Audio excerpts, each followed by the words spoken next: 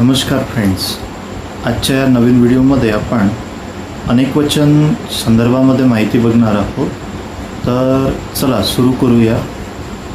मराठीमध्ये सामान्य नामाचे अनेकवचन करताना त्या शब्दात थोडाफार फरक, सामान्य रूप असा थोडक्यात फरक असतो. जसे मुलगा मुलगे, कुत्रा कुत्रे. त्याचप्रमाणे इंग्रजीमध्ये सर्वसाधारण एकवचनी सामान्य नामाला त्याचे अनेकवचन करताना यचा प्रत्यय म्हणजेच यस हे अक्षर लावावं लागतो.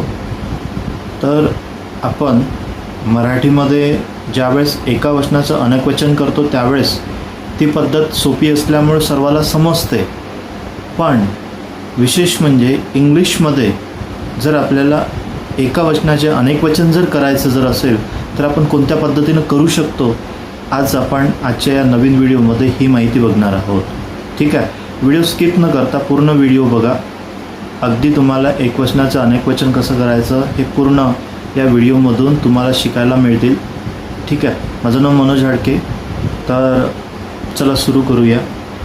तर एकवचनाचं इंग्लिशमध्ये अनेकवचन करतेवेळी आपण त्या ठिकाणी यस हा लेटर त्या वर्ड्सला लावून त्याच इंग्लिशमध्ये काय करतो, त्याचं अनेकवचन करतो. ठीक आहे, जसं बघा अ बॉय अनेकवचन करतेवेळी बॉईज, अ बुक अनेकवचन करतेवेळी बुक्स, अ पेन अनेकवचन करतेवेळी पेन्स. तर असा हा फरक आहे. ज्यावेळेस मी ॲक्च्युली तुम्हाला एकवचन आणि अनेकवचन रीडिंग करून दाखवले, बरोबर आहे, तर त्यावेळेस त्यातला फरक तुम्हाला नेमका कळला असेल. A boy boys, a book books, बरोबर आहे. अ पेन पेन्स. रीड करतेवेळी ॲपॉस्ट्रॉफीचा म्हणजे जो आपण ॲक्च्युली जो आपण यस त्या वर्डला लावतो, जॉईन करतो, बरोबर आहे, अनेकवचन करतेवेळी, तर त्याचं प्रोनाऊन्सिएशन उच्चार हे बदलते. लक्षात आलं आहे. सर्वात सोप्या पद्धतीने तुम्हाला मार्गदर्शन करत आहोत. तर नक्कीच एक लाईक आणि चॅनलला सबस्क्राईब, कारण असेच नवीन नवीन व्हिडिओ तुम्हाला माहिती होईल, म्हणजे तुमच्यापर्यंत लवकर पोहोचतील. ठीक आहे, जसं बघा अ पिग डुक्कर, पिग्स डुक्कर. अ गर्ल मुलगी, गर्ल्स मुली. तसेच ज्या एकवचनी सामान्य नामाच्या स्पेलिंगमधले शेवटचे अक्षर S, S H, C H, X, O किंवा झेड यापैकी कोणतेही एक असल्यास त्याचे अनेकवचन करताना त्याला यस हा प्रत्यय लावावा लागतो. जसे एकवचन ॲन ॲस गाढव, ॲसिस गाढवे, बॉक्स पेटी, बॉक्सेस पेट्या, डिश वशी, डिशेस बशा, बेंच बाक, बेंचेस बाक. ओके, याचं स्पेलिंग ॲक्च्युली थोडंसं वेगळं आहे. पहिला जो पार्ट मी तुम्हाला सांगितला तो एक वेगळा होता, यामध्ये थोडंसं वेगळी माहिती आहे. ठीक आहे, तर त्यामध्ये आपण जे पाहिलं एका वचनाला अनेकवचन करतेवेळी फक्त एस हा लेटर लावून त्याचं अनेकवचन करायचं सांगितलं, बरोबर आहे. पण या ठिकाणी थोडंसं वेगळं माहिती तुम्हाला लक्षात घ्यायची आहे. जसं बघा काय म्हणते की एकवचनी सामान्य नामाच्या स्पेलिंगमधले शेवटचे अक्षर, जेव्हा एकवचनाचं शेवटचं अक्षर जर समजा S, S H, C H, X, O, Z हे लक्षात घ्या. हे जर असेल, असे जर ॲक्च्युली शेवट लेटर जर आलेलं असेल त्यावेळेस काय करायचं अनेकवचन करतेवेळी. जसं बघा ॲन ॲस आहे, ॲन ॲस, ॲसचं स्पेलिंग ASS, बरोबर आहे, गाढव होतं. तर त्याचं अनेकवचन करतेवेळी काय होतं, ॲसिस, ASSES. ASSES ॲसिस, गाढवे. बॉक्स आहे, बॉक्स म्हणजे पेटी, त्याचं अनेक वचन करते वेळी ES जॉईन केला आपण, BOXES, बॉक्सेस, पेट्या. डिश SH आलं शेवटी, तिथे काय जॉईन करायचं आहे, ES. आता नंतर पुन्हा बेंच CH आला आहे, त्याचं अनेक वचन करते वेळी ES, असं. तसेच एकवचनी सामान्य नामाच्या शेवटी Y आल्यास व त्या Y पूर्वी व्यंजन आल्यास त्याचे अनेकवचन करताना Y लुप्त होतो व मग त्यास IES प्रत्यय लागतो, अथवा Yचा I करून मग त्याला ES हा प्रत्यय लावावा लागतो. ठीक आहे, एकवचन अनेकवचन. आता एकवचन बघा, अ लेडी, लेडीजचं काय होईल, लेडीज. Lorry, lorries. ठीक आहे. वरीलप्रमाणे सर्वसाधारणतः सामान्य नामाची अनेकवचने होतात. काहीची अनेकवचने अनियमितपणे होतात, त्याचा विचार आपण ओघाओघाने करूनच काही सामान्य नामे व त्याची अनेकवचने आपण काय करतो, लक्षात घेतोय. जसं अ काऊ, काऊज, अ गोट, goats, crow, crows, hands, hands, a finger, fingers, watch, watches, egg, eggs, in, ins, eagle, eagles, listen, lessons, word, words, mango, mangoes, class, classes, well, wells, bunch, bunches, ear, ears, a tree, trees, an eye, eyes. ठीक आहे. तर हा एक part, काही words जे महत्त्वाचे होते ते सांगितले. तर अशा प्रकारे तुम्ही काय करू शकता, सिंग्युलर वर्डचं प्लुरल तुम्ही बनवू शकता.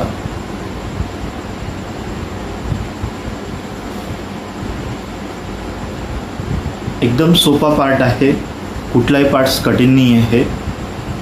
प्लुरल इंग्लिशमध्ये सिंग्युलर वर्डचं प्लुरल करतेवेळी काय लक्षात घ्यायचं, फक्त 2 पार्ट लक्षात घ्यायचे. पहिले साध्या वर्डचं तुम्हाला जर समजा ॲक्च्युली प्लुरल जर करायचं जर असेल, फक्त S त्या ठिकाणी लेटर लावायचं आहे. ठीक आहे. मग नंतर ज्यावेळेस समजा S, SH, CH, X, Z, बरोबर आहे, असे जर समजा ॲक्च्युली त्या ठिकाणी लेटर जर शब्दाच्या शेवटी जर येत असेल तर त्याच्यासमोर ES लावायचं आहे, किंवा त्या ठिकाणी एखादं लेटर शेवटचं काय होतं, डबल होऊ शकतं प्लुरल करते वेळ. ते एक लक्षात घ्यायचं, ते तुम्हाला सांगितलं, त्याचे एक्झाम्पल तुम्हाला दिले या व्हिडिओमध्ये. तर फ्रेंड्स, ॲक्च्युली असंच म्हणजे कुठल्याही नवीन वर्ड्सला घाबरून न जाता नीट थोडंसं समजून जर घेतलं तर नक्कीच आपण साध्या येणाऱ्या वर्डचं एकवचनाचं अनेकवचन बिंदास करू शकतो. ठीक आहे. परत कुठेही समजा ॲक्च्युली अडचण जर आली, प्रॉब्लेम जर आला, तर नक्कीच कमेंट्समध्ये तुम्ही तुमचा प्रश्न विचारू शकता. नक्कीच तो प्रश्न उत्तर विचारला माझ्यापर्यंत पोहोचला तर नक्कीच त्या प्रश्नाचं उत्तरसुद्धा आपण काय करू, तुम्हाला व्हिडिओच्या मार्फत तुमच्यापर्यंत पोहोचू. ठीक आहे.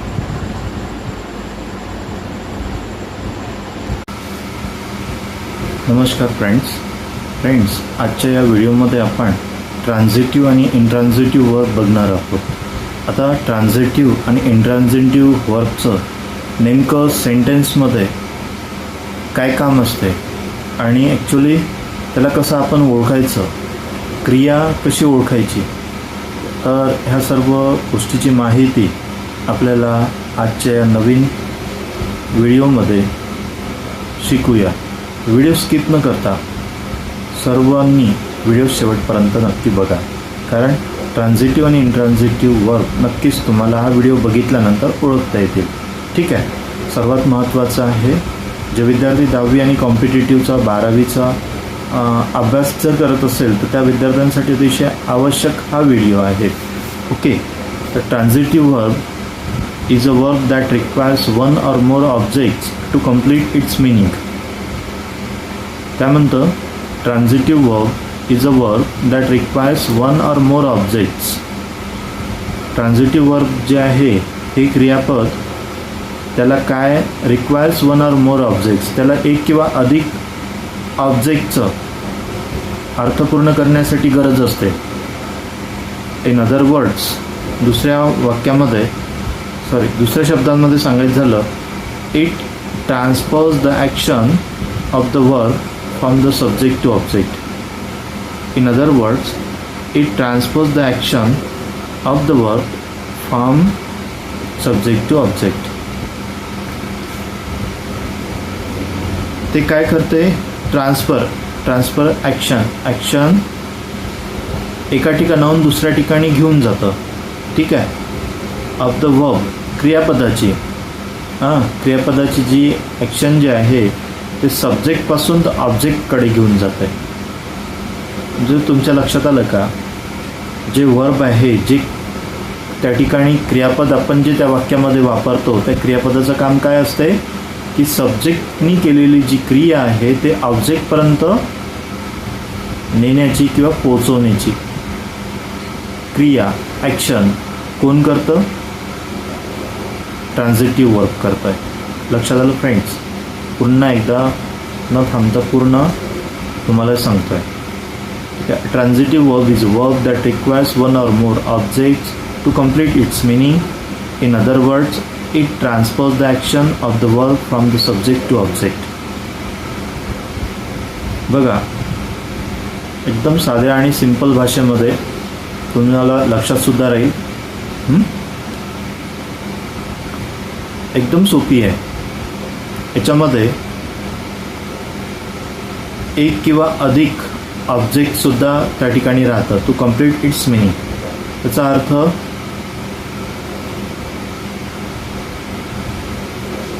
परिपूर्ण असा होत नाही जोपर्यंत त्या ठिकाणी सब्जेक्ट, ऑब्जेक्ट, वर्ब ह्या दोन तिन्ही गोष्टी तिथपर्यंत ॲक्च्युली त्या ठिकाणी जोपर्यंत राहत नाही तोपर्यंत त्या वाक्याचा अर्थ पूर्ण होत नाही, मिनिंगफुल होत नाही. लक्षात राहील. आता बघा, she bought a book. She bought a book. तिनं आणलं. काय आणलं? पुस्तक आणलं, असा त्याचा अर्थ होतो. In this sentence, bought is a transitive verb and a book is a object that receives the action of buying. Without the object, the verb doesn't make complete sense. या वाक्यामध्ये बॉट हे काय आहे? ट्रान्झिटिव्ह वर्ब आहे. And the book is the object that receives the action of buying. Book हे काय? Object आहे that receives the action of buying. Without the object, the verb doesn't make complete sense. Without the object, या object शिवाय the verb doesn't make complete sense. या ठिकाणी क्रियापद एकटं जर त्या ठिकाणी वापरलं, त्याचा परिपूर्ण अर्थ होणार नाही, वाक्याचा परिपूर्ण अर्थ मिळणार नाही. ठीक आहे. The dog chewed the bone. The lion licked its wound in the den. The rabbit dug a burrow. The cows ate grass. ठीक आहे. अशा प्रकारचे एक्झाम्पलसुद्धा तुम्हाला सांगितले. नेक्स्ट बघा, an intransitive verb is a verb that does not require an object to complete its meaning. An intransitive verb is a verb. An intransitive verb is a verb that does not require an object to complete its meaning. It expresses an action or state that does not need to be transferred to an object. It expresses an action or state that does not need to be transferred to an object.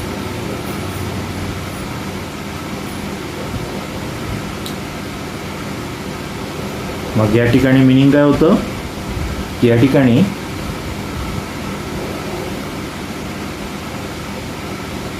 जे action आहे किंवा स्थिती आहे तर ते सांगण्याकरता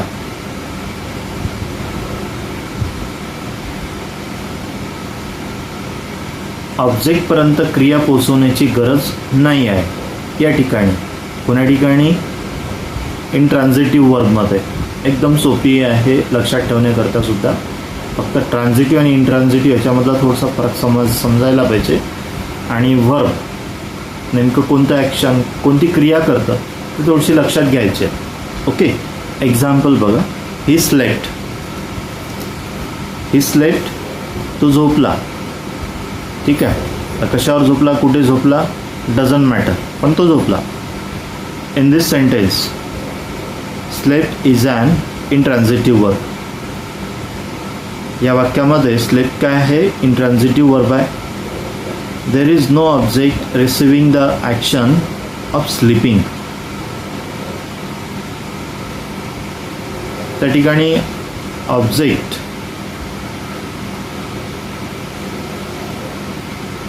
receiving करता action मिळवण्याकरता नसला तरी काही आवश्यकता नाही. ठीक आहे. The verb stands alone and still makes sense. Verb stands alone and still makes sense. त्या ठिकाणी सब्जेक्ट आणि वर्बपर्यंत ॲक्च्युली तुम्ही सेंटेन्स लिहिलं तर एकटा वर्ब काय करू शकतो? त्या ठिकाणी अर्थपूर्ण वाक्य बनवू शकतो. ठीक आहे. The main walk briskly. The जग फेल डाऊन. Flowers Bloom. शी लाफ. अशा प्रकारे 4 सेंटेन्स ॲज अ एक्झाम्पल म्हणून अर्थ समजून सांगण्याकरता परत तुमच्यासोबत शेअर केले. आलं लक्षात? तर फ्रेंड्स, थोडक्यामध्ये सांगायचं झालं तर ट्रान्झिटिव्ह आणि इंट्रान्झिटिव्हमधला फरक समजून घेण्याकरता अतिशय सोपी ट्रिक तुम्हाला या व्हिडिओच्या माध्यमातून मला वाटतं मिळाली असेल. नसेनी मिळाली तर थोडक्यात आपण परत घेऊया. जसं ट्रान्झिटिव्हबद्दल बोलायचं झालं तर ट्रान्झिटिव्हमध्ये ऑब्जेक्ट जो आहे एक किंवा अधिक जरी असला तरी काय होतं? त्या ठिकाणी सब्जेक्टपासून झालेली जी क्रिया आहे ते ऑब्जेक्टपर्यंत घेऊन जातं. कोण? वर्ब. त्याला आपण ट्रान्झिटिव्ह वर्ब म्हणतो. आणि इंट्रान्झिटिव्ह वर्ब जो आहे हा जो आहे या त्या ठिकाणी काय करावं लागते? फक्त सब्जेक्ट आणि वर्ब म्हणजे ॲक्च्युली या ठिकाणी ऑब्जेक्ट असला नसला तरी काही फरक पडत नाही. ॲक्शन जे आहे सब्जेक्टपासून चालू होतं आणि वर्बपाशी काय होतं? स्टॉप होतं. म्हणजे ॲक्च्युली या ठिकाणी वर्ब हा सफिशियंट असतो वाक्याचा अर्थ पूर्ण करून घेण्याकरता किंवा करून देण्याकरता. या ठिकाणी सब्जेक्ट हा ऑब्जेक्टपर्यंत ॲक्शन घेऊन जात नाही. लक्षात राहील एवढं. सर्वात महत्त्वाचा पार्ट आहे ट्रान्झिटिव्ह आणि इंट्रान्झिटिव्ह वर्बमध्ये. तर फ्रेंड्स, अजूनही याच्यामध्ये तर तुम्हाला कुठला जरी प्रॉब्लेम जरी असला तर तुम्ही काय करू शकता? कमेंट्समध्ये म्हणजे या ठिकाणी प्रश्न विचारू शकता. त्या प्रश्नाचं उत्तरसुद्धा आपण व्हिडिओच्या मार्फत तुमच्यापर्यंत नक्की पोहोचू. ठीक आहे. चॅनलला नवीन असाल नक्की सबस्क्राईब करा, लाईक करा, शेअर करा. थँक्यू.